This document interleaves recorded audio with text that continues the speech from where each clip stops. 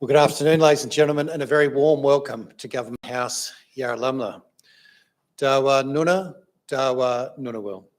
I acknowledge Ngunnawal people as the traditional custodians of the land on which we gather and recognise any other people or families with connection to the ACT and region. I respect their continuing culture and contribution they make to the life of this city and this region. I also acknowledge and welcome other Aboriginal or Torres Strait Islanders who may be with us or attending or watching this afternoon's proceedings. My name is Paul Singer and I'm the Governor-General's Official Secretary. And as this badge signifies with its cross quills, I'm the Secretary of the Order of Australia, whose council makes recommendations to the Governor-General, who is the Chancellor of the Order and the Principal Companion of the Order. And I'm also the Secretary of the Australian Bravery Decorations Council, the body which makes recommendations to the Governor-General for Bravery Awards. Before we start this afternoon's ceremony, I'd like to acknowledge among our distinguished guests, Air Vice Marshal Wendy Blythe, representing the Chief of Air Force, Deputy Commissioner Lisa Gale, representing the Commissioner of the Australian Federal Police, Ms Jo Talbot, representing the Australian Public Service Commissioner, and Mr Robert Altamore, representing the National President of the Order of Australia Association. Welcome. The Australian Honours System provides a wonderful mechanism through which we as a nation can recognise and celebrate ordinary people who do extraordinary things. Since its inception in 1975, almost 400,000 people have been recognised for their meritorious, bravery, military or national service. The Order of Australia is the principal means of recognising outstanding service. And it's important to note that nominations come from all areas of the community. Anyone can nominate. Today is a special day, not only for the recipients, but also for their families, their friends and the communities. It's a day when we celebrate a diverse range of impressive achievements and service. My Government House colleagues and I are privileged to play a small part in the recognition and celebration of that achievement. And I hope that we can make today an occasion that you'll all recall with pride for some time to come. Shortly, I'll invite you to stand for the arrival of Her Excellencies the Governor-General and Mrs Hurley, and then please remain standing and join in the singing of the Australian National Anthem. The investiture will then begin and proceed in the order listed in your programs. After I read their names and citations, the recipients will enter from the doorway on my right, and after they've been invested by the Governor-General, they'll leave by the central aisle to take up their seats at the back of the room. And it's at this point you might like to show your appreciation with a short applause. At the conclusion of the investiture ceremony, the Governor-General will say a few words, and at the end of the ceremony, I invite the recipients to join with Her Excellencies out on the state entrance stairs where official photographs will be taken. And at this point, I just invite remaining guests to remain here briefly in the drawing room while Their Excellencies and the recipients depart, and then Their Excellencies and recipients will join with all guests in the dining room and out on the lakeside terrace where refreshments will be served. So ladies and gentlemen, please relax and enjoy this very special occasion.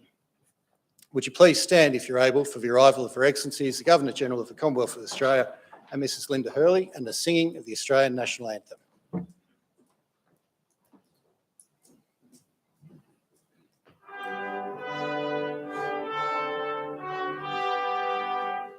Australians, oh let us rejoice, for we are one and free.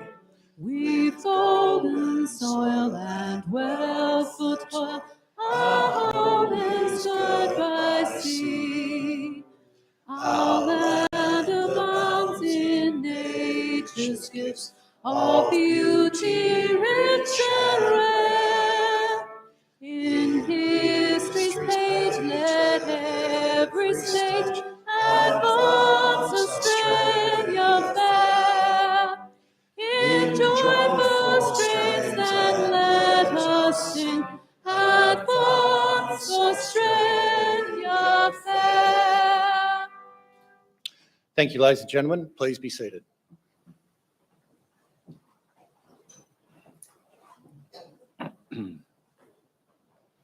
Well, good afternoon and welcome to Government House, Yarralumla.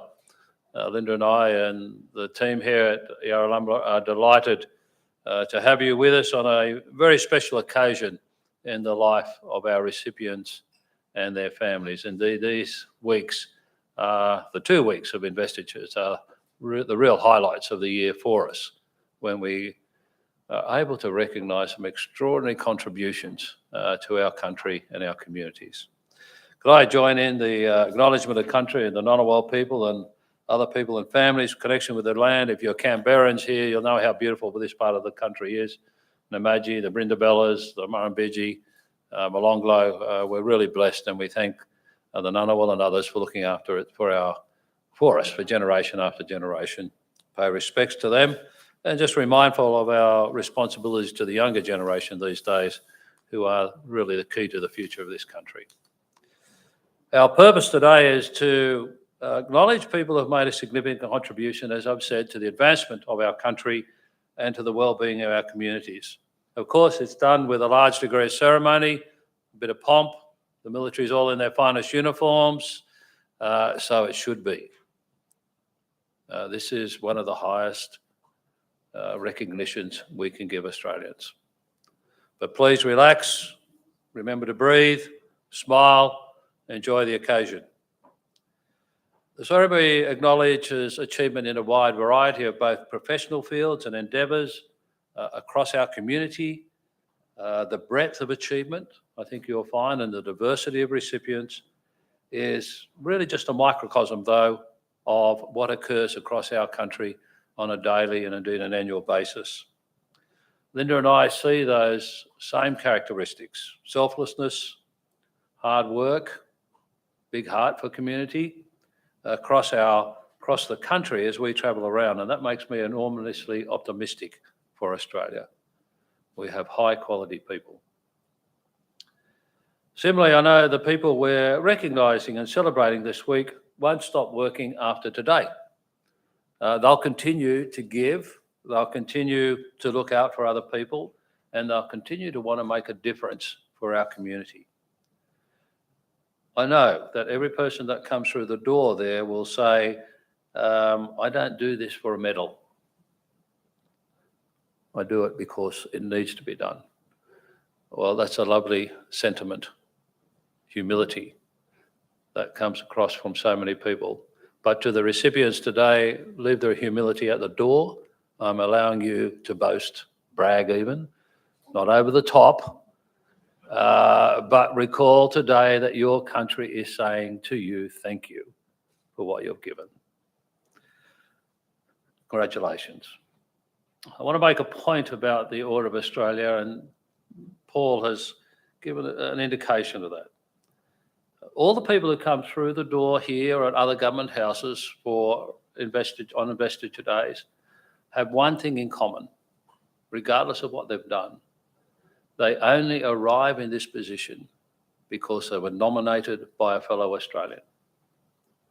Our order, which replaced the Imperial Order in 1975, has, I think, a very important characteristic. It's bottom up. Ours is not a system of recognition where elites in Canberra or elsewhere in Australia look down into the community and say, Bill, Bob, Jenny, or whoever is doing a great job, I'm going to give them a medal. Ours is bottom up. Each recipient in the General Division is nominated by a fellow Australian. So I want you to bear that in mind as we proceed through the ceremony today, because I'm going to issue you some homework once we've finished the formal part of the investiture ceremony. To families and friends, could I reinforce Paul's comments? This is as much your day as it is for the recipients. I know how this works in families that are busy and committed and want to make a difference. So please think of this as a family affair, and friends who have supported this person. This is your day, and we're very grateful to you for all the support that you have given. To the recipients again, congratulations. It's such a lovely day and a great honour and privilege for me to be able to invest you today and to say on behalf of your country, thank you for the enormous contribution you have made. Let's reflect on the achievements as we hear them. Enjoy the occasion. Paul has said he's told you when to clap. We'll get that right. But afterwards, we really look forward to catching up with you all and enjoying in this great day of celebration. Welcome. Thank you.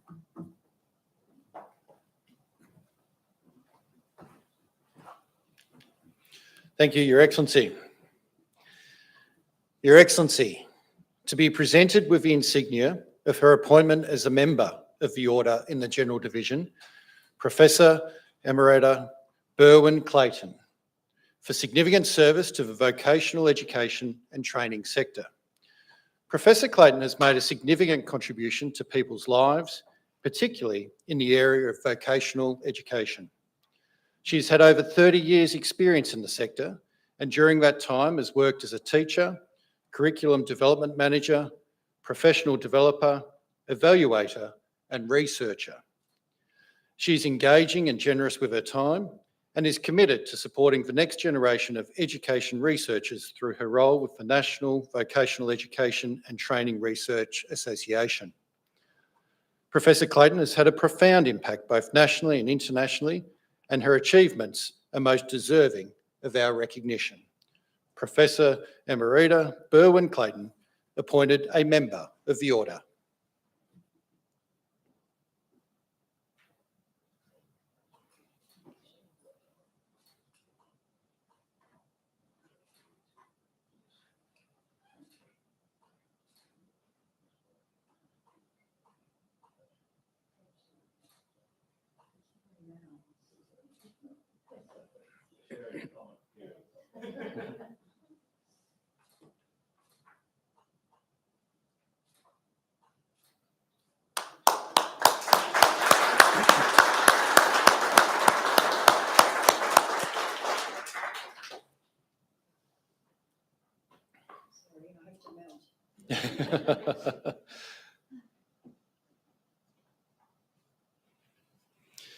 Appointed a member of the Order in the Military Division, Brigadier Hugh, for exceptional service to the Australian Defence Force in capability development, modernisation and diplomatic relations.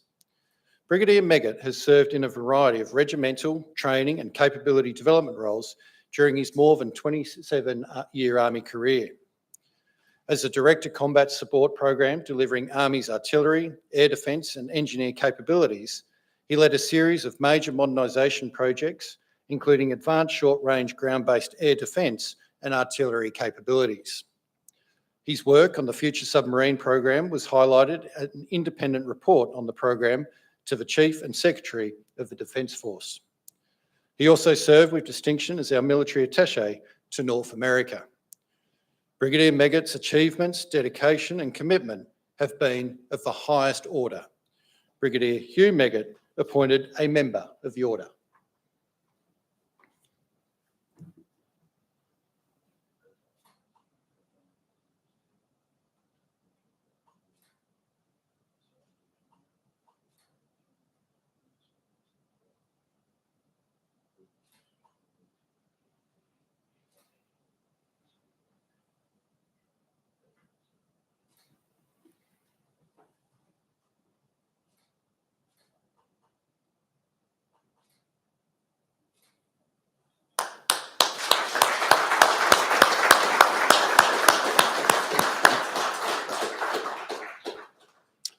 Appointed a member of the Order in the Military Division, Wing Commander Darren Dolan, for exceptional service in combat support, organisational development and training delivery for the Australian Defence Force. Wing Commander Dolan is an exemplary commander who has demonstrated inspirational leadership, steadfast determination and dedication throughout a decade of most devoted service. As Executive Officer of No. 13 Squadron, he produced a raft of significant advances in combat support, such as the upgrade of the Darwin fuel installation. As Chief Instructor and Executive Officer at No. 1 Recruit Training Unit, he displayed outstanding leadership and initiative in training delivery and capability development, such as the Hare radio and Soldier Combat Ensemble. Wing Commander Dolan provided valuable guidance and advice to Air Force Headquarters regarding future increases of training throughput and capacity. His exceptional service is in the finest traditions of the Australian Defence Force. Wing Commander Darren Dolan appointed a member of the Order.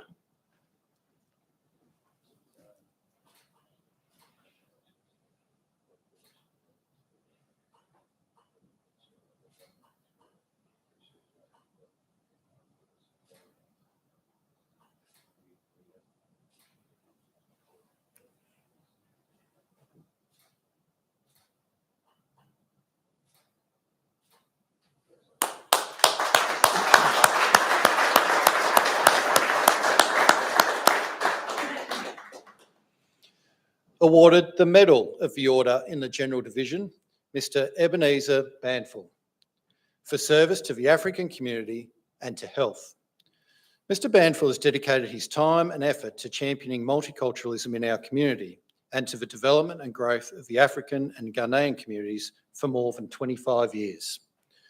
As the National Co-Chair of Ghana and 50 Committee, he has assisted many immigrants integrate into the community, aided community groups to become legal entities, and played a vital role in helping the Ghana High Commission to re-establish a presence here in Canberra.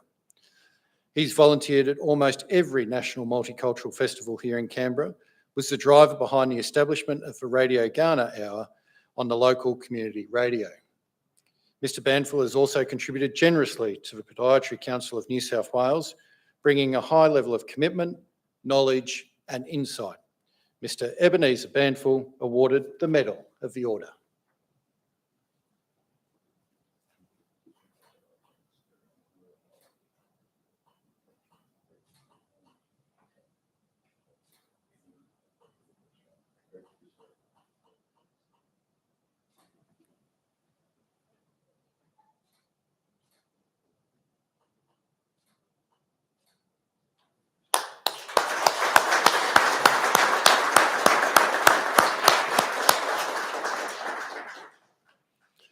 Awarded the Medal of the Order in the General Division, Mr. John Crotty, for service to taxation reform.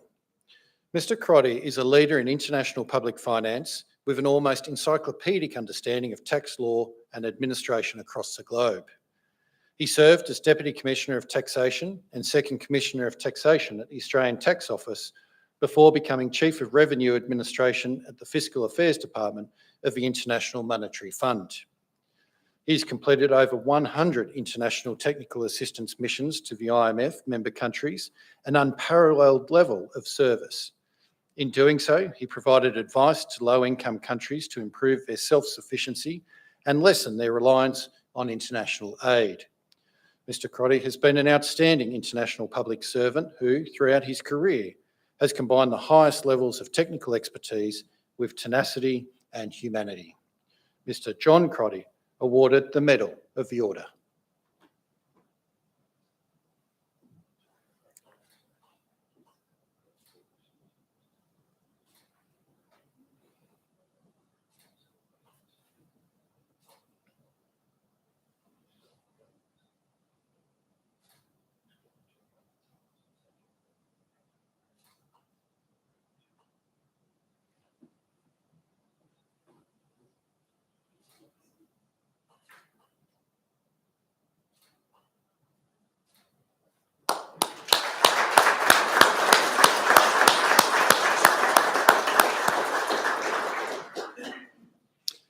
Awarded the Medal of the Order in the General Division, Dr. Sunita De Anza, for service to the Indian community of the Australian Capital Territory. Dr. De Anza has been a strong advocate for building social cohesiveness across multicultural communities in the ACT. She's been an active leader in the Indian community, serving as Chair of the Council of Indian Federations of Australia, as Secretary and President of the Federation of Indian Associations ACT, as Chief Coordinator of Oz-India Fair, and as Coordinator of the Canberra Punjabi Sports and Cultural Association. She's been assisting migrants across Australia for more than 25 years, supporting new arrivals, international students, and longer-term migrants to gain access to services and to connect through cultural and sporting activities so that they can become positive contributors to the community. Dr. De Anza has served the Indian and wider communities of the Canberra region with energy and enthusiasm. Dr. Sunita De Anza awarded the Medal of the Order.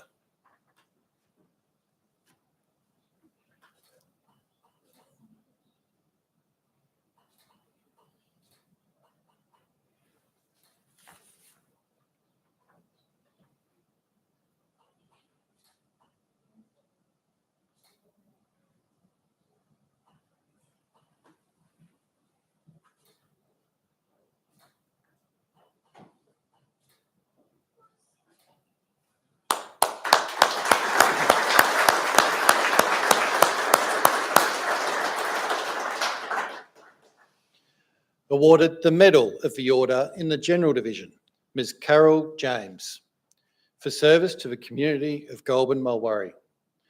Ms. James has been a tireless worker across a broad range of community and social organisations for many years. She's the sole female member of the Goulburn Mulwaree Council and has served as a councillor since 2008, including as mayor from 2008 to 2010. She is a mentor to and champion of young people and is the convener of the region's Youth Council. She's provided unstinting support to Goulburn Rotary and has given generously of her time to a range of community organisations, including the Suicide Prevention Network, the Lilac Festival, the Drug Action Team and the Salvation Army.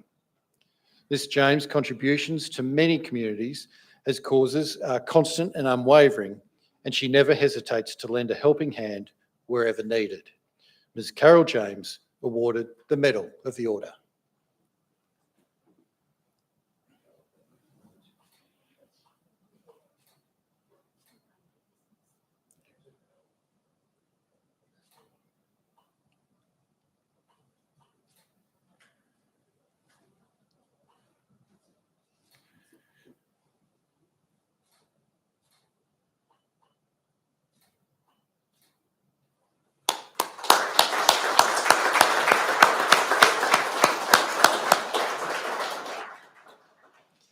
We move now to the Conspicuous Service Decorations. Awarded the Conspicuous Service Cross, Lieutenant Colonel Andrew Hein, for outstanding achievement in resource management and training development for the Australian Defence Force. Lieutenant Colonel Hein has made an impact through astute resource management practices and superb understanding and dedication to training. He was instrumental in the design and development of the Army Capability Management System, which influenced a generation of users in Army. He developed and conducted major activities such as Exercise Hamel and Exercise Talisman Sabre, despite significant constraints imposed to manage COVID-19. This remarkable work across a significant period of dedicated service is a great credit to Lieutenant Colonel Hein and is in the finest traditions of the Australian Defence Force. Lieutenant Colonel Andrew Hein awarded the Conspicuous Service Cross.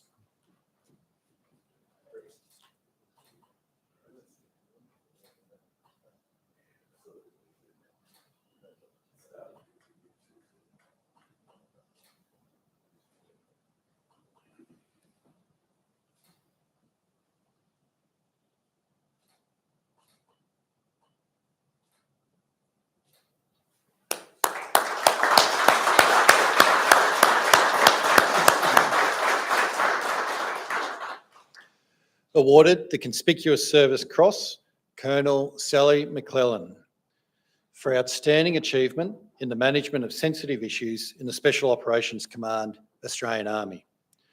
Colonel McClellan transferred to the Royal Australian Corps of Transport in 2012, following more than a decade of service in the British Army. Since then, she has served in a range of appointments within Headquarters Forces Command, the Army School of Transport and Headquarters Special Operations Command.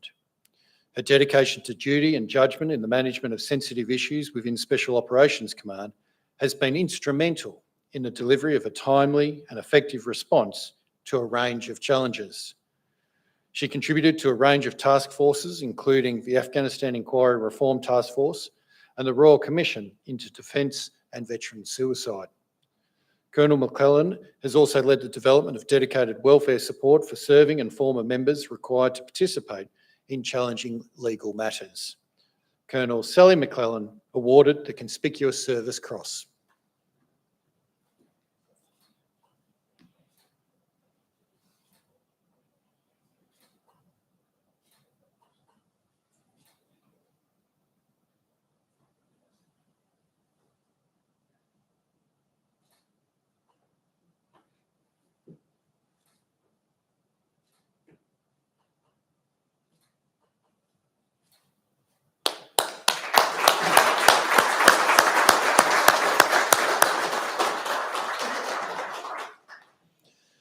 Awarded the Conspicuous Service Cross, Squadron Leader Christopher Godfrey.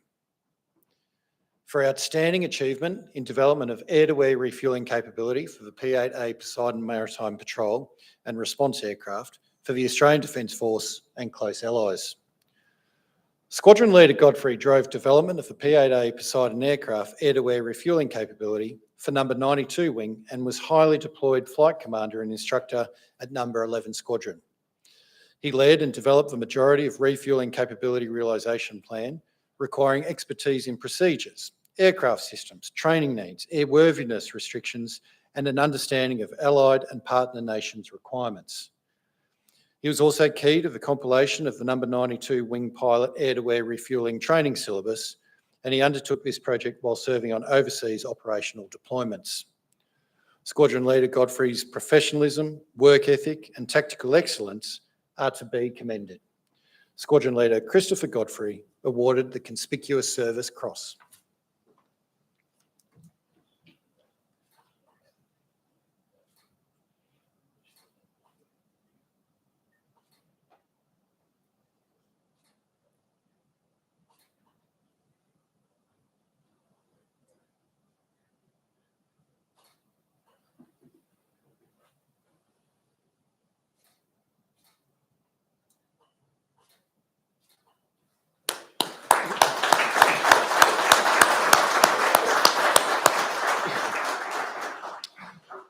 We move now to the Meritorious Service Awards. Awarded the Public Service Medal, Ms. Amanda Lee Charlton, for outstanding public service through leadership during the COVID-19 pandemic. Ms. Charlton was responsible for implementing the biosecurity legislative framework that was the first line of defence against COVID-19. Working under extreme pressure, she collaborated with relevant areas across government to develop policy options that could be implemented for international air and sea travellers. She played a key role in ensuring that advice to government was underpinned by public health rationale and was responsive to public and political concerns. In rapidly changing circumstances, she continued to lead the implementation of border health measures, which totalled more than 70 COVID-19 related legislative changes between January 2020 and 2022. Ms. Charlton's efforts contributed immensely to the national coordinated response to COVID-19 and to protecting the lives of Australians. Ms. Amanda Lee Charlton awarded the Public Service Medal.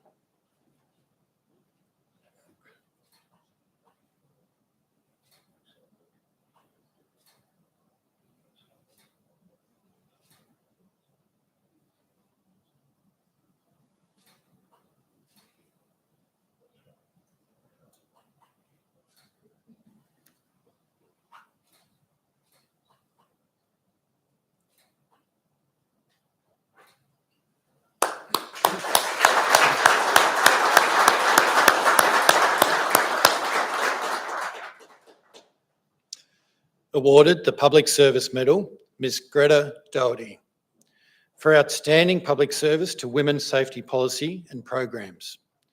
Ms. Doherty has led the development and implementation of the new National Plan to End Violence Against Women and Children that was launched by the Australian Government in 2022.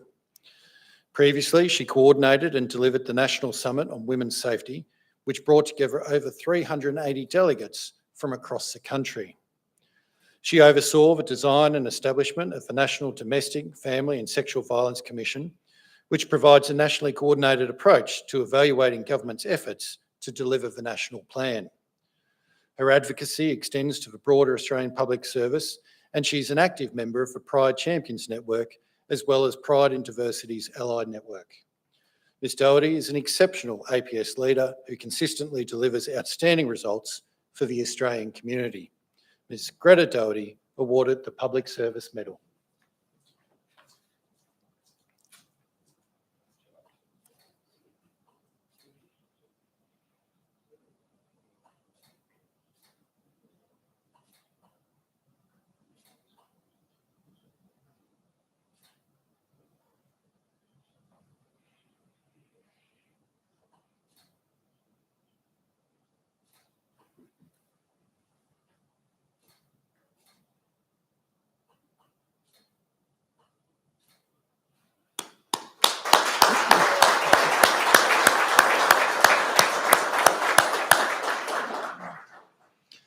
Awarded the Public Service Medal, Mr Martin Hare, for outstanding public service through commitment to stewardship and reform of national workplace relations and employment policy.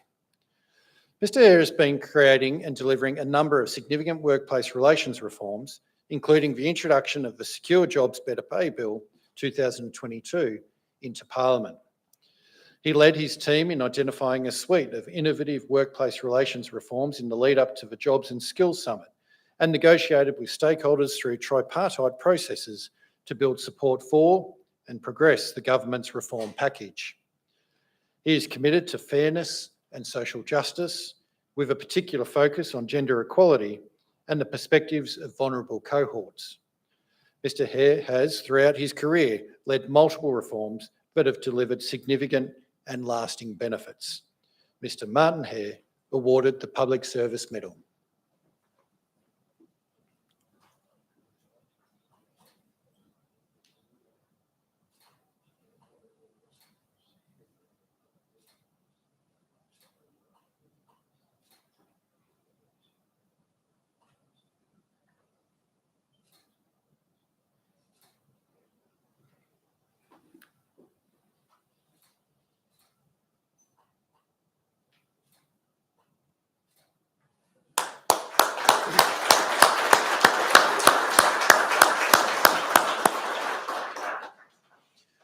Awarded the Public Service Medal, Mr Daniel Lawler, for outstanding public service to public health as the Director of Pharmacy at Canberra Health Services. Mr Lawler has been instrumental in supporting the clinical COVID-19 response in the Australian Capital Territory.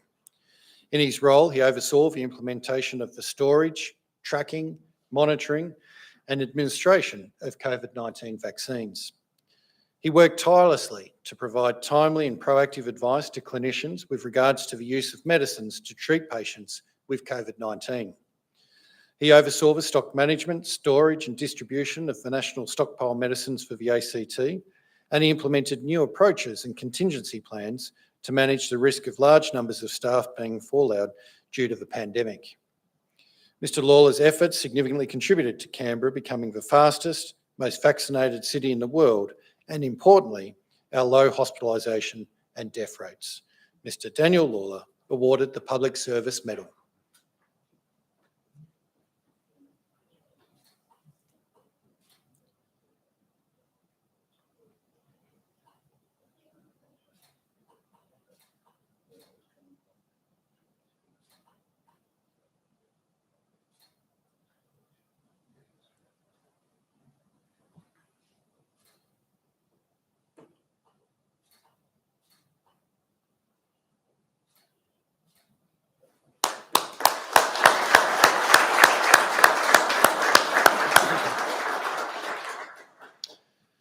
Awarded the Australian Police Medal, Commander Joanne Cameron, for outstanding service to the Australian Federal Police in a range of roles, particularly to policing development and innovation. Commander Cameron commenced her policing career in 1997 with ACT Policing, and over the next 20 years, she undertook several roles across diverse portfolios, including response, the sexual assault and child abuse team, intelligence, victim-based crime, family violence and serial offenders. In 2021, she transferred to Policing Development and Innovation, where she led initiatives to implement solutions to ensure frontline efficiency and ensure the AFP remains future focused. On return to ACT Policing, She led the COVID-19 task force, leading the expansion of ACT policing support to ACT Health. Commander Cameron's steadfast commitment, a testament to her dedication to protecting the Australian community. Commander Joanne Cameron awarded the Australian Police Medal.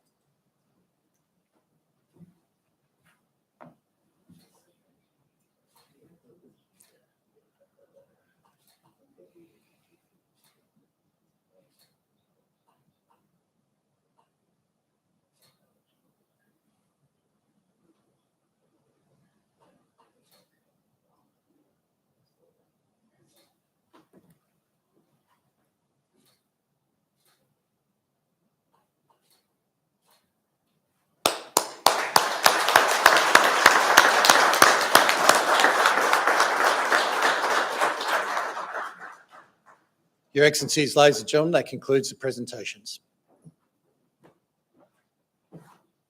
Thank you, Paul. We've acknowledged each of the recipients individually. I think it'll be the right moment now to congratulate them all as a group. Well done.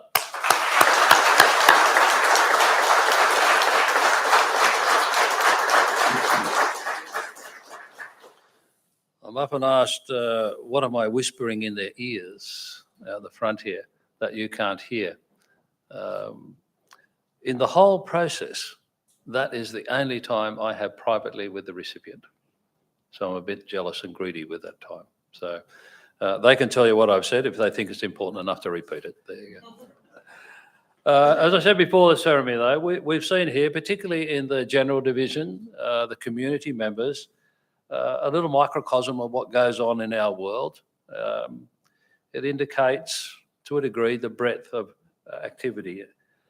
The point of all this, though, and going back to the bottom-up system, you know people like that in your community. You know the people going above and beyond, do more, always there, reliable, achieving things, filling the president role in the local club and so forth. If you think their service merits recognition in the Order of Australia, please nominate them. That's your homework. Nominate. And I look forward, or my successor, look forward to marking the homework when people come through this door. It's a simple request. You've seen the diversity, both in activity and the range of backgrounds of people who are recognised. I'm pleased to say over recent years, we've increased the representation of women in the Order of Australia. We are pretty much 50-50 now. We have still work to do in recognition of our Indigenous people in Australia and from our multicultural community. So there are two other areas we're currently working on to improve that representation, but they must be nominated. The message can go out, but it must be responded to. So please, as I say, that's your homework. The Order of Australia must reflect who we are as Australians today. Again, congratulations to each of our recipients. Look forward to catching up with you and your families, and to the families again, thank you. You are being celebrated as much as the recipients are today. We'll see you shortly for a photograph, then mingle, and then the celebrations really begin. Congratulations to you all. Thank you.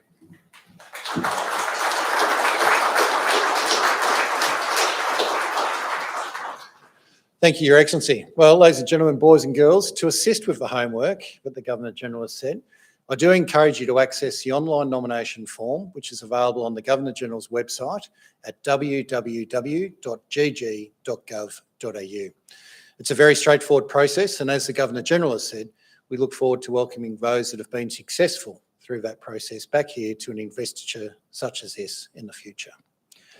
Ladies and gentlemen, if you're able, would you please stand for the departure of Her Excellencies the Governor-General, Mrs. Hurley, and of the recipients.